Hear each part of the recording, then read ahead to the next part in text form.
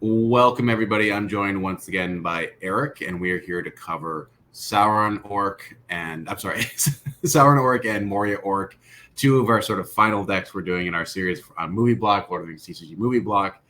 Check out Eric's new channel, Library of Orthanic. It's got some great resources going up every week if you want to play the game and some other stuff. Eric, which deck you want to take us through first here? I'll do the Sauron because I think this one is very movie block specific, that, a lot of the cards are from Siege of Gondor, Return of the King, and all of that, versus the Moria deck you'll see is kind of the same staple deck that's been around really since Fellowship of the Ring. But this one's a little more involved too. So let's go ahead and start with the Sauron Orcs. Love that starting foil. What a beautiful guy. I love the Troll of Gorgoroth. So if you guys don't know exactly how this, and I should say, this Sauron Orc deck is oftentimes called Besiegers because all of the cards in it have this Besieger keyword, which is just an unloaded keyword that anything that refers to Besieger affects those guys, obviously, but it in of itself doesn't do anything, just to be a Besieger. So the goal of this deck is really actually going to be to drop cheap and free trolls, basically troll your opponent. So the idea here is you get down a ton of engines is another unloaded keyword in this deck. But basically you play a ton of engines and then you use those engines to make your besiegers cheaper. That's the general point of the deck. So your two key guys that you're really going to try to drop down here is the Troll of Gorgoroth. And he is actually -2 cost for each engine you can spot. So living the dream, of course, is getting 5 engines down, and then you play these for free. And then basically he's just a huge, fierce minion. You can exert him to stack besiegers, which is kind of a minor point, but basically you're playing huge, fierce trolls for basically free is the point of that. Then the other guy who's, perhaps better in certain ways is the Great Hill Troll. So he's better in the sense that he's non-unique, so you can't have 2 of these down at the same time. And he's only -1 for each engine you spot. So for example, use that same example. We have 5 engines down. He's going to cost 4 Twilight. So still very cheap, not as cheap as quickly as the unique one. But what's huge when you're playing movie block is this final line of his text, which says, when you play this minion at sites 5 king through 9 king, you may discard a free people's condition. So that's pretty nice too, is that it has that extra incidental condition discard on top of being a huge fierce minion, as long as you're playing him at any later block on the later site on the king site path. So that's your two big guys. The other thing that Besiegers have that is fantastic is these soldiers, Gorgoroth soldiers. They're all about wound prevention. So similar to like hides in a Dunlin deck, these guys just let you, if a Besieger is about to take a wound, discard 2 cards from hand to prevent it. So you can just prevent wounds by discarding cards. It helps you cycle. It keeps your guys alive. This is fantastic. And that's just a response. So that's good in any phase, whether it's archery, whether it's a skirmish. You can always prevent that final wound to keep a key minion alive. So he's very, very good for that. And then the other key besieger you have is just this little guy. He's all about doing the swarm. So he can actually be assigned to a unbound companion. So you're going to usually send him after their small guys, obviously, because he's small. But basically making sure that he can still win skirmishes, he gets to self-assign. So all that is required is spotting an engine, which you're obviously going to be able to do.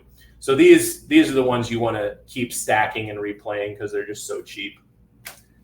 And then some of the last miscellaneous minions we've got here is this one is the kind of crowd control guy. Add a threat for each companion over 4. So this guy's going to just help add threats. And he can also recur engines from your discard pile by removing those threats. So that's kind of his role. And then the final one here is another big minion that is for controlling sites. Exert him twice to control a site, and he's 20 power, so he's not usually going to lose a skirmish. So he's going to go down again, use those soldiers to make sure he doesn't receive extra archery wounds or whatnot, but that'll give you control of a site. And lastly, again, more crowd control. We just have one copy of Enquea in here for that purpose. So then moving on to the rest of the deck, most of your rest of the deck, and actually looking at it, I think almost every single card in here that's left is engines. So how engines work is, again, it's an unloaded keyword. This one is obviously a key one that I would say there's no other card you can compare this to. What makes it so unique in Grond is that Grond allows you to stack tokens essentially, but the tokens that you keep stacking is just every time you play a Sauron minion, you get a token. But then you can remove those tokens to discard any free people's card that is costed X, where X is the number of tokens that you remove.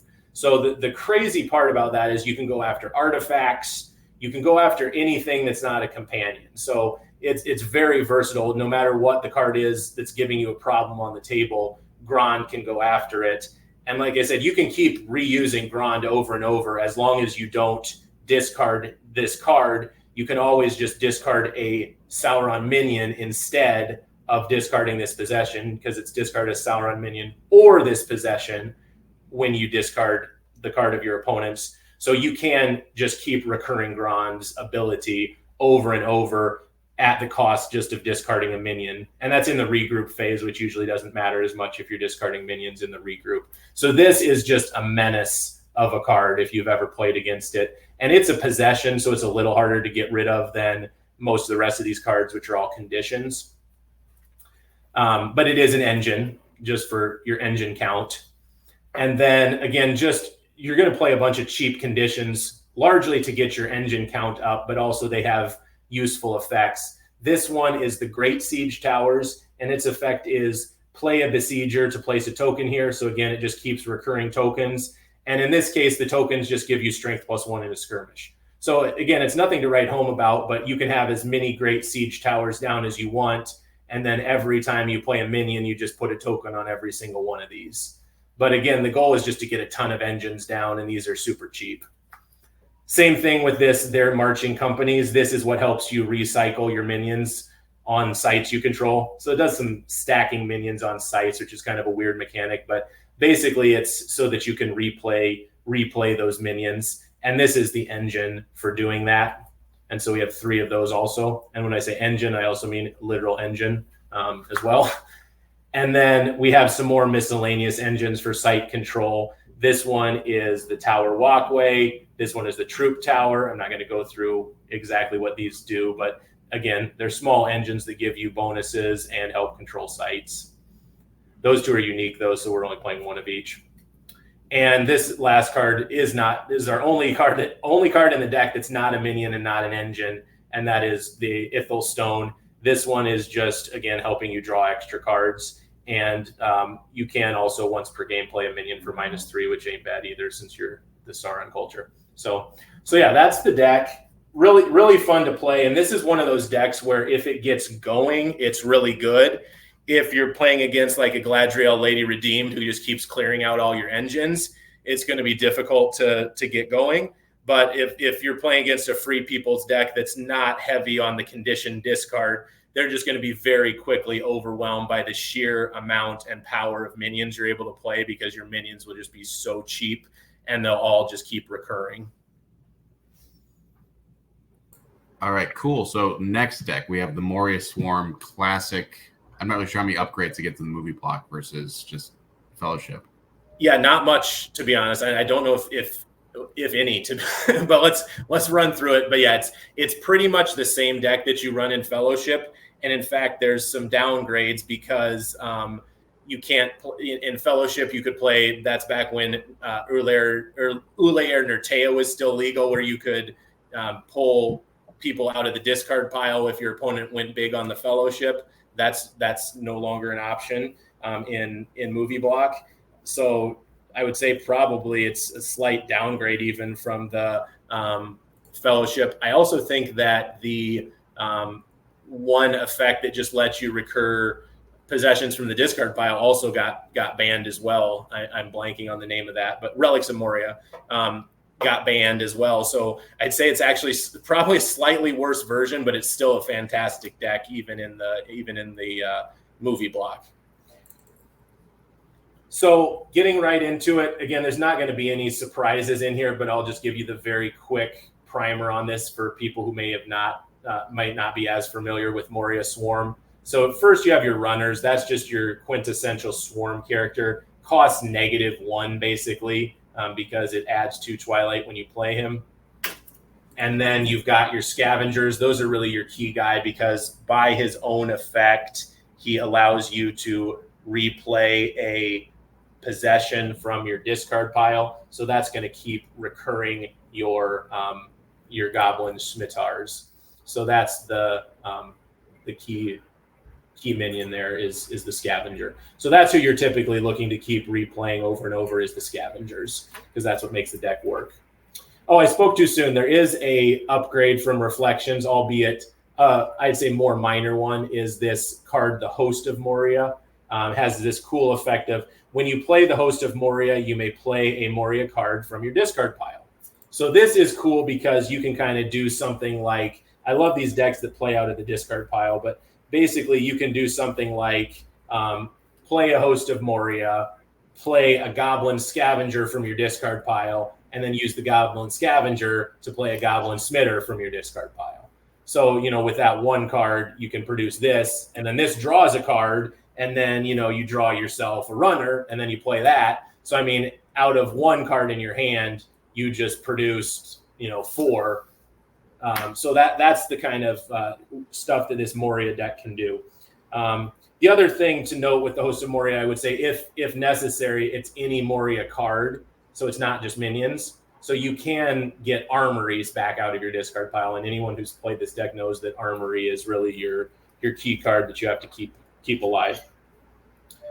This is just a random Goblin Warrior, just a random swarm character, and it does discard Therendorf Smith is typically what you're going to kill with that. Then you've got the lemon heads. I'm a huge fan of the lemon heads because I believe, Legolas is absurd and very frequently seen. And so this minion, if you spot an elf, you can add 2. So effectively his cost is 0 as long as your opponent is playing an elf. So I run a full 4 play set of those two, just in terms of more good, cheap minions. Then for your big boy, we do have 3 cave trolls. 3 is quite a lot, but in movie block in particular, there are a number of decks that really give you an excessive amount of Twilight, and you want to be able to actually come down with something good, because that's the biggest thing with Moria is it very much has difficulty actually using its Twilight because its cards are so cheap. Having a big boy like this is fantastic. And again, the other play that you can do, of course, is if you have a ton of Twilight to use, you can Host of Moria to pull a cave troll back out of your discard pile. And, you're going to use up 17 Twilight on just those 2 cards. And then you're going to get your big boys back. Because these there's typically not a way that you can recur cave trolls, but Host of Moria is your way also for that as well. There's lots of ways to recur goblins, but not trolls. So there's the 3 trolls. We do have 1 Enquea also for crowd control. You probably noticed that as a pattern in a lot of my decks. And the Scimitar, this one is very key because, again, this is the one that draws a card when you play it. And for kind of copy number 5, I have the worst version, which is the Moria Axe. But we do have some big minions in here that can actually exert and get damage +1. So there is situationally times when you want to pull 1 Moria Axe out of your discard pile. So we just run 1 of that. But of course, we run the full 4 Scimitars. This is obviously the purpose and beauty of the deck is the Goblin Armories here. So we've got a full play set of those. And the idea with this, of course, is keeping your goblins alive. Yes, it does give you extra Twilight. But again, as I said, Twilight is not usually a problem in this deck. Usually you have plenty of that. But keeping your small minions alive is a big problem, especially if you're playing with someone with archery and they can just shoot down multiple 1 health minions. This is huge to just get these down, and if you need to, at a key time when you're trying to do your swarm, discard a couple of these to keep a couple of minions alive. That's what's going to make you actually be able to swarm someone. So these are huge. And then we're into our final couple effects here, which is the Goblin Swarms. Those are for recurring our goblins. It's just an effect where you can stack and replay goblins. And then lastly, this is a card I think tends to sometimes be underrated by people, is this They Are Coming. I just love this because discard 3 cards to play an orc from your discard pile. It's so good for cycling. You know, you can just get through your deck so quickly. You have to be a little careful with it, of course, because when you're discarding 3 cards, if you're doing that repeatedly, it can get rough. But when you can actually do that and just get back, like I said, just get back every single Goblin Scavenger that's in your discard pile, you know, that's worth discarding 3 cards for. Or if you're trying to do your big swarm, the one time you're trying to do the big swarm, you know, discard 3 or 6 cards and get back a runner, you know, and every additional minion you play, obviously you're looking to dogpile those on the ring bearer. So that's its primary win con, is to at a single site drop a bomb on your opponent. So very cool. So the classic sort of Moria Swarm, does this pair well with anything, or, you know, just it pairs well? I would say this is one deck where if you want to go larger, you certainly can. You have to add, you know, more copies of some of those cards, but it pairs well again with something that doesn't have a problem pitching stuff in the discard pile, because I'm a big proponent of, you know, just using this to like cycle really fast, because between discarding 3 cards off of that They Are Coming, as well as recurring those scavengers, who every time you play a scavenger, it plays a scimitar from your discard pile, which draws a card. So you're drawing a lot of cards and you're discarding a lot of cards. It cycles really fast. So you want to be mindful of that with whatever fellowship you're pairing it with. And like I said, this is one. For myself, I've made all these decks at 33 cards just so I can rotate them. But, you know, I certainly would not fault someone for playing 35 or even 40 with Moria, because of how quickly you can cycle. Awesome. Well, I think this is wrapping up our series. We've done the entirety of the movie block, which is pretty cool. We have, yeah, we've gotten through all my decks. There's probably a few brews out there that we've missed, but that's what I have in my full gauntlet here. So yeah, that's quite a gauntlet. I think plenty of options to play. We just need to find some friends to play with. So everybody, I hope you enjoyed this. I'll leave a link to Eric's new channel in the video description, as well as the deck lists there. And we'll be doing some new stuff on Lord of the Rings. Not really sure exactly. Maybe Shadows block, maybe some other stuff, but we'll see. But thanks for tuning in, everybody, and we'll see you next time.